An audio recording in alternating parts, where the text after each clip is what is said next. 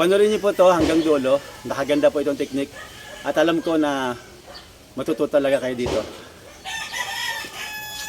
Ito tayo.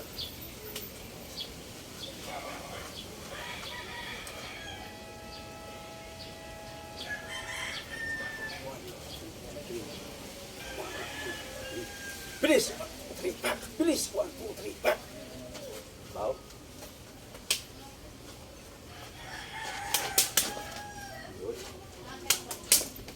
Nice. Slow motion, nice slow motion. 1, 2, 3. Slow motion again. Hello everyone! Panibagong tutorial naman po tayo. Ito po ay unexpected na pag-tutor. Ito po, sundan nyo lang po ito. Ito po yung basic niya. Yan, hand block or palm block, then downward expand block. Yan. Hand block or palm block, then downward expand block. Yan. Gawin ulit-ulitin lang po ito hanggang sa ma-master po ninyo. Ganyan lang po. Napakagandang technique po ito. 1, 2, 3, sagang. 1, 2, 3, downward expand.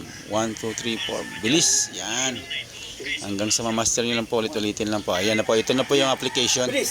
Kung paano sila gamitin niya. 1, 2, 3, pak. Ganyan po. Yan. Napakaganda po talaga technique. Sana po may natutunan tayo. Good. Wow. Hanggang tayo dito. 1. Ito po i-slow mo natin para masundan ninyo. Doon lang po ito sa mga willing o interested, no, o desidido na matuto na mga baguhan. Sa mga baguhan lang po ito. Yan. Ang tawag po ito ay master defense or hand block or palm block and downward expand block. Napakadali lang po ito sundan. Inside palm, then downward expand block. Inside palm,